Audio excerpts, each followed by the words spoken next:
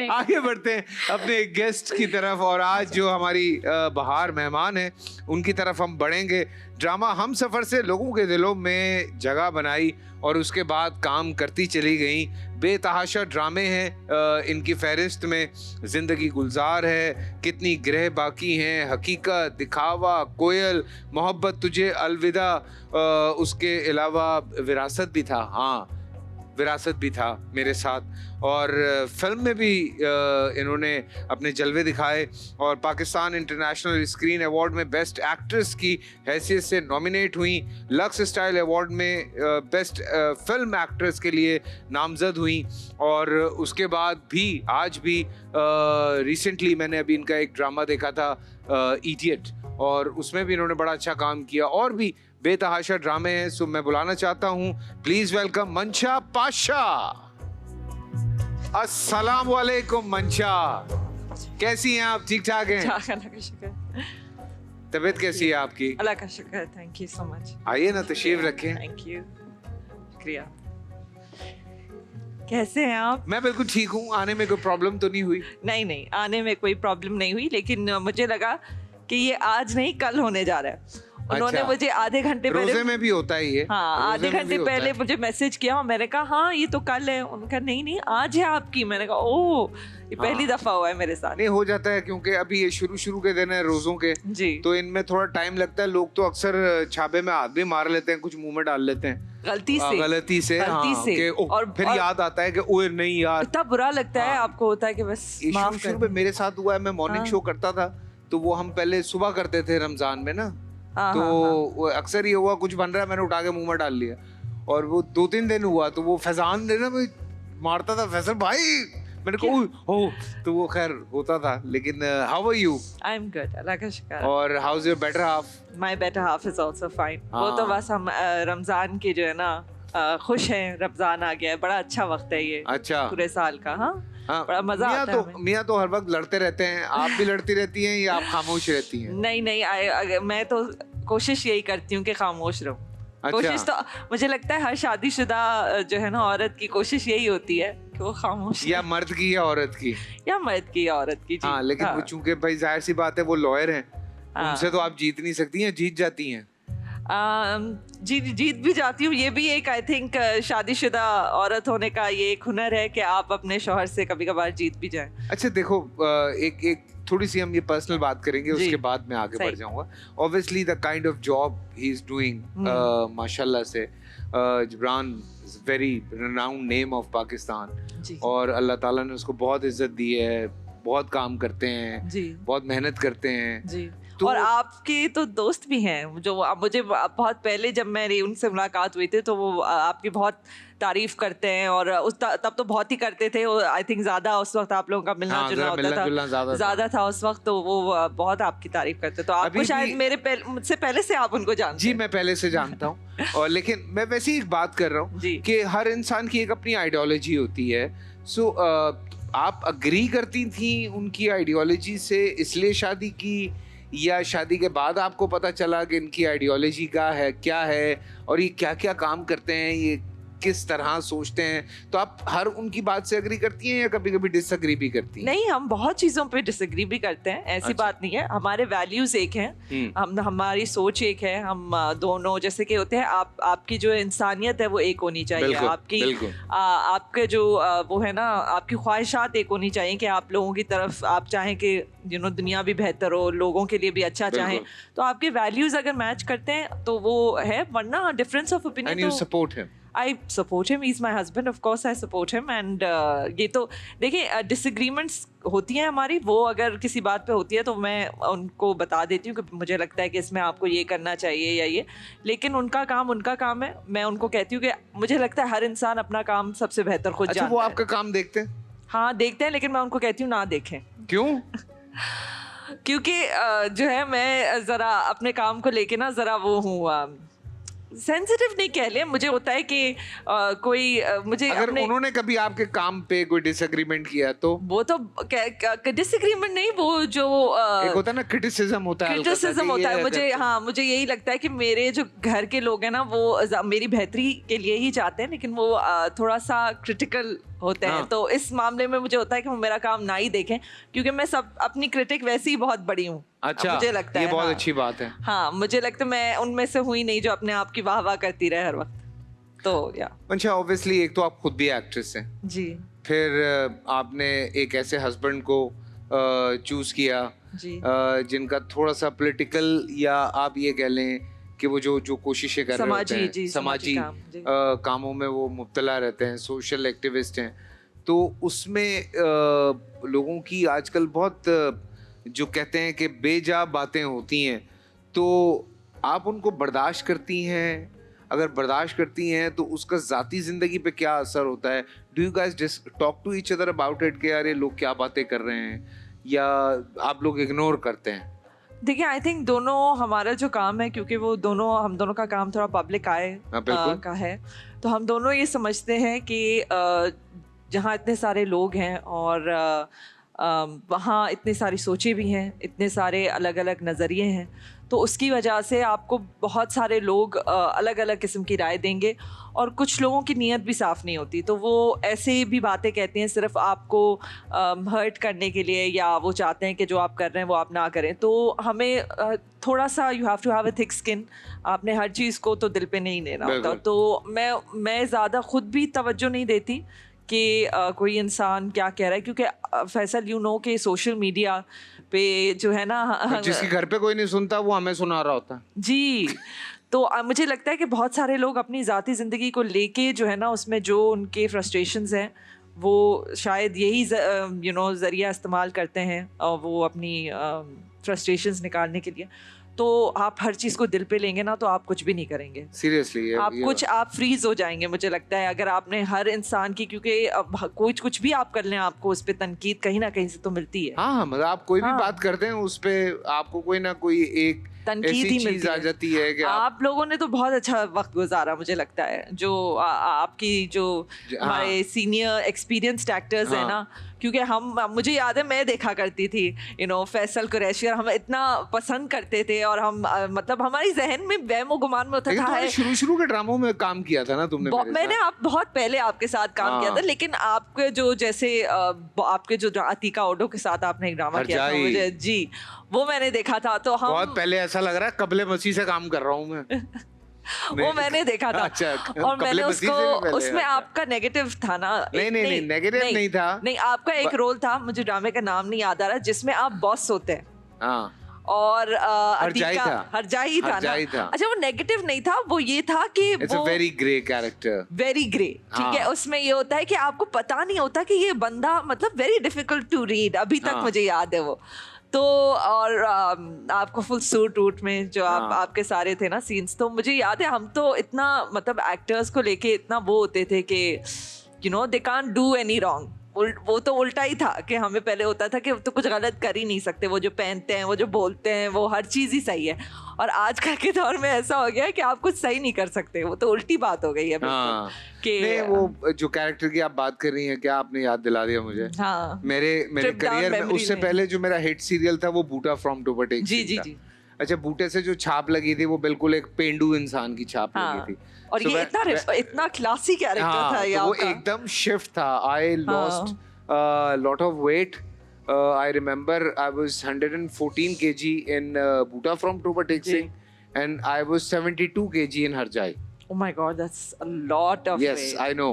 So लेकिन बीच में मैंने कुछ और प्लेस किए थे। फिर मैं कराची आया था उमराव जान अदा करने, तो वहाँ I met Mehreen Jabbar ji. So she signed me up for few short films, और फिर उसके बाद मेरीन ने मुझसे जब ये कराया तो मेरे करियर के अंदर एक बकायदा शिफ्ट आया था कि वो भाई ये भी कर सकता है। Very grey but very classy, and Atiqa ji is also so classy in that. तो आप दोनों का जो डायनामिक उसमें था कि, और नोमान एजाज भी थे ना? नहीं, फैसल रहमान थे जो पहले शौहर साहब थे, यासिर नवाज थे, साइमा थी, तायरा आंटी थी। वो आपके ऑफिस में काम करती है ना अतीका जी, एंड योर हर बॉस। जी। उससे पहले जवेरिया जलील भी थी। तो उनका भी बड़ा कैरेक्टर था। बट चलें छोटा सा ब्रेक लेते हैं, ब्रेक से वापस आते हैं। हमारे साथ आइए। जी हाँ, अस्सलाम वालेकुम। एक दफ़ा फिर आप सबको खुशामदीद कहते हैं। हमारे इस सेगमेंट में मंशा हमारे साथ हैं और मंशा के साथ एक बड़ा अच्छा सीरियल मैंने भी किया था। लेकिन मंशा रिसेंटली कुछ प्लेज मैंने भी आपके देखे और मुझे अच्छा लग रहा है। अहमद अली अकबर के साथ जो आपका प्ले हुआ है, अहमद वैसे ही मुझे बड़ा पसंद है। तो अभी मैंने जो वो सीरियल देखा वो जरा सा डिफरेंट कैरेक्टर था। इडियट। हाँ, वो हटके था काफी। हाँ, काफी हटके था। बहुत सारे लोगों को समझ नहीं आया, उनको लगा कि बिल्कुल ही हटके है। But I enjoyed his character, your character and the entire part of that serial. So क्या what do you look for serials के मुझे इस तरह के कैरेक्टर्स चाहिए या मुझे उस तरह के कैरेक्टर्स चाहिए? होता है ना कि आप कुछ सीख कर रहे होते हैं, आप सोच रहे होते हैं कि यार कुछ अलग मिलना चाहिए। हाँ, मुझे लगता है ज़रा जो आप काम कर रहे हैं ना उसमें थोड़ी सी घबराहट अच्छी होती है। अगर आप बहुत ही इजी फील कर रहे हैं कि हाँ ये हो जाएगा वो हो जाएगा, दैट मीन्स कि आप बहुत ज़्यादा कुछ नया नहीं कर रहे हैं, क्योंकि आपने वो चीज़ बहुत दफ़ा कर ली है तो आपको यही है कि हाँ हो जाएगा। तो फिर मुझे ज़रा मायूसी सी होती है उसका वो काम करते हुए। मुझे होता है कि अच्छा चलें कर रहे हैं लेकिन उसमें वो बात नहीं है। मतलब जब मैं वो घबराने वाला काम करती हूँ तो मुझे ये भी होता है हाय क्या कर लिया। जैसे मुझे याद है जो लाल कबूतर थी, उससे पहले भी जो मैंने फिल्म की थी उसमें प्रीमियर के वक्त मुझे लग रहा था मेरे हाथ कांप रहे हैं, मुझे लगा था मैं बेहोश हो जाऊंगी क्योंकि मैं जुनैद के साथ जो थी। एक तो जुनैद के साथ, वो तो थर्ड थी। जो उससे पहले थी वो जाले के साथ थी, एक चले थे साथ थी। उसके बाद सेकंड मेरी फिल्म लाल कबूतर इज माय फेवरेट। जी, तो मुझे याद है कि जब वो आ रही थी फिल्म में मुझे ऐसे लग रहा था कि मैं बेहोश ही हो जाऊंगी लाल कबूतर में। हाँ, क्यों? क्योंकि मैंने देखी भी नहीं थी फिल्म और मैं इतनी नर्वस थी उसको लेके। हमने इतना मतलब तकरीबन 3 से 4 महीने उस रिहर्सल्स और सारी चीज़ें मिला के हमने किया था वो काम। वो बड़ा हटके उस वक्त ही ले क्या अब के लिए भी वो बहुत ही एक हटके तरीके से बनाई गई फिल्म थी। और हाँ, तो वो इतनी एक हटके थी कि मुझे था मतलब ऑल्दो वो चीज़ें हमने देखी हैं लेकिन पाकिस्तानी सिनेमा में बहुत ज़्यादा नहीं। डायरेक्टर का कमाल था लेकिन वो का भी बड़ा कमाल था उसमें, the way he you know जिस तरह उसने शूट किया था। जी जी। सो यू एक्चुअली तुम्हारी डिमांड होती है कि नहीं मैं सिर्फ पॉजिटिव कैरेक्टर्स करूंगी या मैं नेगेटिव आता है तो तुम कहती हो कि हाँ ये तो हाँ अच्छा। मेरी डिमांड वो नहीं होती है। मेरी डिमांड वो होती है कि थोड़ा सा इस किस्म का हो, कोई भी काम मैं कर रही हूँ वो कुछ ऐसा हो जो कि मुझे थोड़ा एक्साइटिंग लगे कि हाँ दिस इज समथिंग डिफरेंट। अब समहाउ तुम भी थोड़ा सा यू नो इन टच हो समाजी कामों के साथ। अच्छा? Because of your husband of course. तो होता है कि यार मुझे कोई इस तरह का कैरेक्टर करना है जिसमें आई वांट टू शो कि लोग किस तरह से एक दूसरे को हेल्प आउट कर सकते हैं या किस तरह से हमें इस तरह का कोई जो मोटिवेशनल कैरेक्टर्स होते हैं जैसे दुनिया में बनते हैं हमारे यहाँ तो उस पर काम ही नहीं होता जी। तो ऐसा कुछ है दिमाग में? नहीं, मुझे लगता है देखिए एक्टिंग हर दफ़ा प्रीची नहीं हो सकती। मुझे ये होता है कि अगर कैरेक्टर नेगेटिव भी हो या ग्रे भी हो तो उसकी जो अंडरस्टैंडिंग होनी चाहिए ऑडियंस को कि ये क्यों है इस तरह। And negative for the sake of negative नहीं होना चाहिए। हाँ, थोड़ा सा ग्रे कैरेक्टर्स को होना चाहिए। और मुझे लगता है आजकल लोग भी वही पसंद करते हैं कि बेशक अगर नेगेटिव कैरेक्टर है तो आपको समझ आए कि ये मतलब क्या क्यों है, ऐसा नहीं है कि वो बस है। हाँ, वो अब लोग रीजनिंग चाहते हैं, वो डेप्थ चाहिए और ही इज लाइक दिस और ये क्यों इस तरह से जो है वो चीजों को लेके चल रहा है, ये चल रही है। तो लेकिन पता नहीं समा मुझसे लोग अक्सर कहते हैं मैं तो बहुत एंजॉय करता हूँ ये जो थोड़े से ग्रे कैरेक्टर्स और आप करते भी बड़े अच्छे हैं। मजा बड़ा आता है ना करने का। जरा थोड़ा कुछ मार्जिन होता है, सोचते हैं आप उस कैरेक्टर को लेके। वरना रोमांटिक कैरेक्टर्स में तो हमारे यहाँ आज बहुत प्यारी लग रही हो, चलो कहीं चाय पीने चलें 4-5 बातें होती हैं उसके बाद काम खत्म हो जाता है। जी जी, मजा ही नहीं आता जी। सो आज बल्कि मेरे बड़े प्यारे दोस्त हैं अब्दुल्ला भाई, वो मुझे कह भी रहे थे आज सुबह मैं जब उनसे मिला तो कह रहे थे कि ये वो तुझे बड़े अलग अलग तरह के कैरेक्टर मिल जाते हैं। मैंने कहा यार ये मतलब बिकॉज़ आप करते हैं तो लोग आपको देते भी हैं। मुझे मैं और खुद ही देते हैं, खुद ही दे देते हैं। इस तरह का एक फोन आता है कि हमें पता है तू ये करेगा तो और सही भी होता है। और सही भी होता है और मैं कहता हूँ अच्छा स्क्रिप्ट तो भेजें, जब मैं स्क्रिप्ट पढ़ता हूँ तो मैं कहता हूँ हाँ, ये तो क्यों नहीं करूँगा मैं। तो ये वाली बात, वो एक अल्लाह का शुक्र है, इनकी मोहब्बत है सबकी कि अभी तक काम चल रहा है। हालांकि आपने तो जितना पुराना मुझे कर दिया, मैं तो परेशान हो गया। नहीं, आप पुराना नहीं, मैं कहूँगी आप एक्सपीरियंस्ड हैं, पुराने नहीं है, आप बहुत एक्सपीरियंस्ड है, जो कि एक बहुत यार मेरी ये वेस्ट कोट का क्या मसला चल रहा है, मैं बटन ही खोल देता हूँ, बार बार मेरे कान में कह रहे हैं ढीली है ना थोड़ी, वो शायद इस वजह से ये हो रहा है। अब सही है भाई, सही है हैं? बहुत शुक्रिया, बहुत शुक्रिया। अच्छा हमारे यहाँ एक जो मुझे रिसेंट टाइम में एक बड़ा मसला लगा, आप जब किसी के इंसॉम्बल कास्ट की तरफ जाते हैं, जब आप कहते हैं कि इंसॉम्बल कास्ट है, 5, 6, 7, 8 लोग हैं, तो लोग इतनी आसानी से मानते नहीं है। लोग कहते हैं नहीं, मुझे तो सिर्फ मेरा वाला जो है ना, मेरे ऊपर होना चाहिए ड्रामा। तो आप इस तरह के चीज़ों पे फंसती हैं या आप कहती हैं कि मुझे पता है मेरा कैरेक्टर क्या है? नहीं, मैं इस पे नहीं फंसती, क्योंकि मैंने आई डोंट नो, आपने देखा नहीं होगा शायद, आंगन मेरा एक ड्रामा था, उसको बहुत लोग पसंद करते हैं उसको। कासिम अली मुरीद ने डायरेक्ट किया था। अभी मैं उनसे कुछ दिन पहले मिली थी तो कह रहे थे मुझे आज भी लगता है कि वो मेरा बहुत ही एक अच्छा था, और जो कि था भी, और बहुत लोगों ने उसको पसंद किया। उसमें बहुत सारे कैरेक्टर्स थे, वो कवि खान साहब थे हमारे, नूर था जी, नूर थे, और वसीम अब्बास, वसीम अंकल भी थे, पता नहीं कितने और लोग बहुत लोग थे उसमें। जी, समीना आपा तो उसमें थे बहुत सारे लोग। और वो कहानी एक पूरे बड़े घर की थी, जिसमें चाचा सब रह रहे हैं, भाई बहन रह रहे हैं, उनके बच्चे रह रहे हैं, कजन्स रह रहे हैं, सभी एक ही घर में रह रहे हैं। वो पूरा एंसेम्बल ही था, और वो ही उसकी खूबसूरती थी। फायजा इफ्तिखार ने लिखा था वो सीरियल, और वो बहुत ही अच्छा था। वो एंसेम्बल था, उसका पोस्टर भी देखे तो उसमें तकरीबन 15-20 लोग, 15-20 लोग हैं, मुझे याद है। उसका पोस्टर भी ऐसे बनाया था, ये नहीं किया कि ये हीरो है। I count that as one of my favourite. अगर कोई मुझसे पूछे तो मैं कहूंगी कि उसमें, क्योंकि वो कॉमेडी भी था, लेकिन उसमें डेप्थ बहुत थी। तो वो मतलब कि ऐसी कॉमेडी नहीं था कि सिर्फ मस्खरे for the sake of comedy नहीं था। वो ऐसी थी कि मतलब कि सिचुएशनल है, और कैरेक्टर्स इतने इंटरेस्टिंग है कि उनके डायनामिक, हर कोई इतना अलग है दूसरे से। अभी रिसेंटली कोई ड्रामे देख रही हैं आप? नहीं, मैं देखती हूँ, बिल्कुल ड्रामे देखती हूँ, पर मैं यूजुअली वेट करती हूँ कि एक ड्रामा खत्म हो जाए तो फिर मैं उसको देखूँ। मैं ऑन एयर नहीं देखती। और फिर अपना स्केड्यूल भी देख के फिर ही मैं देखती हूँ। कोई लिखने का शौक? हाँ, लिखने का शौक है। अभी मैंने कुछ लिखा है, देखते हैं आगे उसका क्या होता है। अभी मैंने मैं कुछ नहीं बोलूंगी। Yes.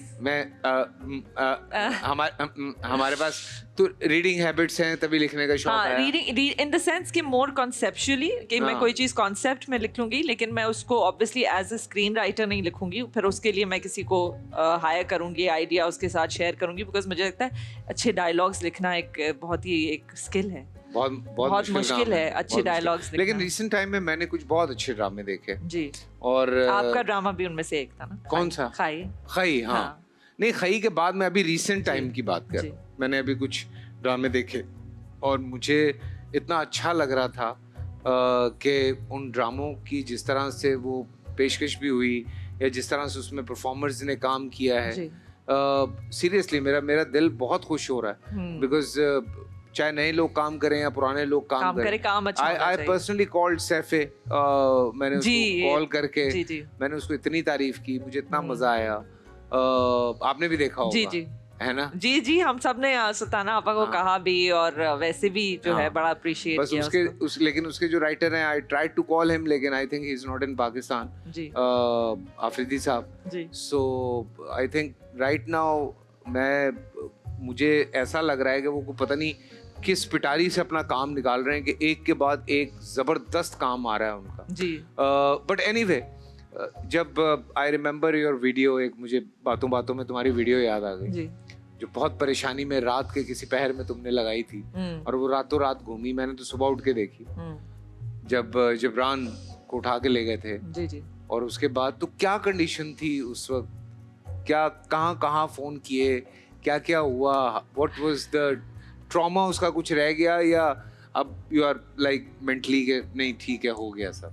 नहीं, आई थिंक उस वक्त ऑब्वियसली आई थिंक कुछ अरसे तक आपको ट्रॉमा रहता है, लेकिन हमारे जो है ना उस वक्त मैंने इतने लोगों को, खैर मैंने कॉल किया, ऑब्वियसली लोगों को कॉल किया, और बहुत ही जल्द बहुत सारे लोग, दोस्त हमारे आ गए थे घर पे, रिश्तेदार आ गए थे घर पे, लेकिन एक दफ़ा वो चीज़ चली गई थी, लोगों तक पहुंच गई थी, उनके फ़ोन्स तक पहुंच गई थी। तो उसके बाद मुझे खुद इतना कुछ नहीं करना पड़ा, क्योंकि अल्लाह का शुक्र है इतने सारे लोग हैं जिन्होंने खुद रीच आउट किया, जिन्होंने खुद सपोर्ट किया। और वो एक मुश्किल वक्त था, बिल्कुल था, लेकिन गुजर भी गया। और मुश्किल वक्त आता है और इंसान को उससे कुछ सीखने को भी मिलता है और आपको हौसला भी मिलता है, क्योंकि बहुत सारे लोग जब आपकी तरफ बढ़ते हैं और जिनसे आप एक्सपेक्ट भी नहीं करते वो आपकी मदद के लिए आ जाते हैं, खड़े हो जाते हैं, तो आपको बड़ा हौसला भी होता है। तो बस था वो एक टाइम पीरियड था। अब सीरियसली ये एक रीसेंट टाइम में एक अच्छी चीज़ ये हो गई है जी कि बहुत सारी ऐसी वीडियोस, अभी मैं एक और थोड़े दिन रमज़ान से पहले ही एक वीडियो आई जिसमें वो एक लड़के को मारा और वो वीडियो वायरल हुई, तो फौरन उस पर अटेम्प्ट हुआ और आईजी साहब ने खुद उस पर एक्शन लिया। फिर उसके अलावा और भी इस तरह के जो वाक़यात होते हैं जो वायरल हो जाती हैं, या लोग कोई वीडियो बना के डालते हैं कि जी ये हुआ है और ये देखें ये सारा कुछ है, जो सबूतों के साथ उस पर जहाँ कहीं नहीं एक्शन हो रहा होता था वो बात डायरेक्ट जो है बहुत ऊपर से अटेंड होती है। तो ये मेरे ख्याल से ये सोशल मीडिया का एक बहुत बड़ा फायदा जी, भी बिल्कुल बिल्कुल लोगों का आई थिंक खुद भी लोग जो है इस चीज़ को जो है ना करते हैं, दूसरों को सपोर्ट करने आ जाते हैं और बोलते हैं, आवाज़ भी उठाते हैं। तो सोशल मीडिया का डेफिनेटली इट इज डेफिनेटली मंशा सारी लड़कियां कोई ना कोई बिजनेस की तरफ आ रही हैं। अभी हमारी एक और बड़ी प्यारी सी एक्ट्रेस है, उसने भी रेस्टोरेंट खोल लिया, कोई कपड़ों के काम कर रही है, कोई परफ्यूम निकाल रही है, कोई कुछ कर रही है। तो सारे बिजनेस की तरफ आपने सोचा कि यार मैं भी कुछ करूं? जी मैंने सोचा है कि मैं प्रोडक्शन ही करूं और ये हाँ जी देखे ना कोई अलग हटके बिजनेस होना चाहिए ना। वैसे सही कह रहे हैं आप।